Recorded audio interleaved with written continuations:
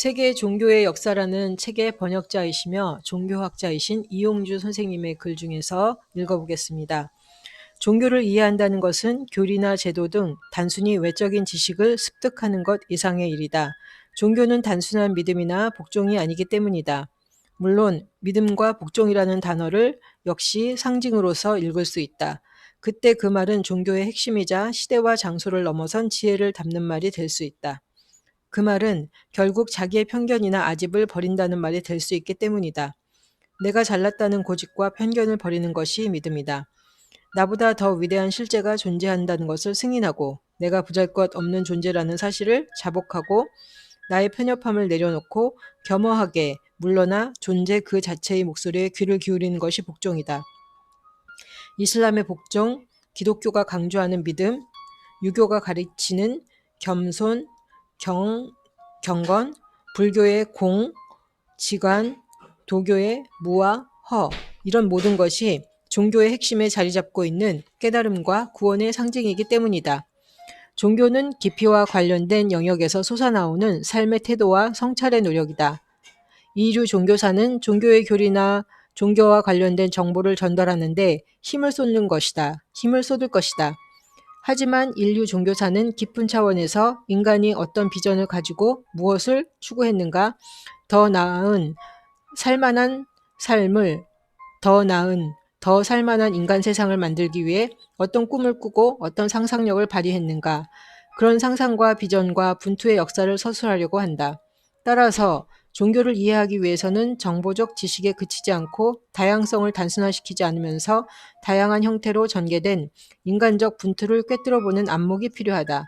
역사 쓰기에서는 정보 그 자체의 수집 능력보다 더 중요한 것이 바로 꿰는 능력이다. 구슬이 서말이라도 꿰어야 보배라고 하지 않았던가. 이런 능력은 지식 공부만으로는 성취하기 어려운 일종의 탤런트, 즉 재능이다. 다원주의적 사유와 문화 환경을 자연스럽게 받아들일 뿐 아니라 그런 다양성을 즐기는 사람이 아니라면 가지기 어려운 재능일 것이다.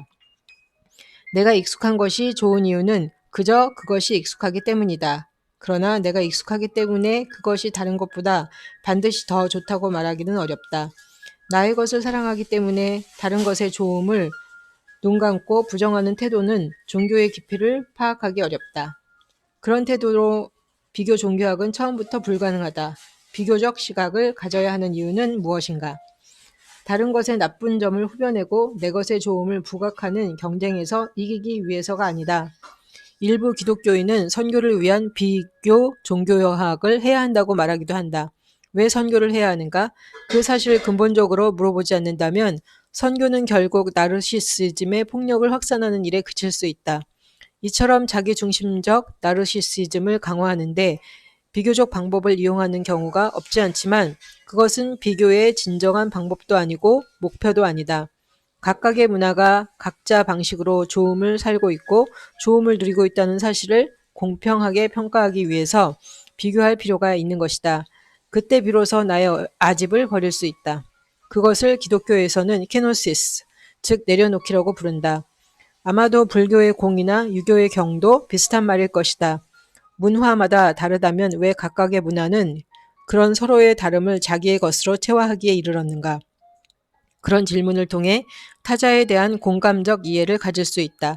그러나 21세기 지구적 삶을 위협하고 파괴하는 다양한 형태의 근본주의는 공감적 이해를 즐길 수 있는 여유로움을 상실한 문화적 자폐증의 산물이라고 말할 수 있을 것이다.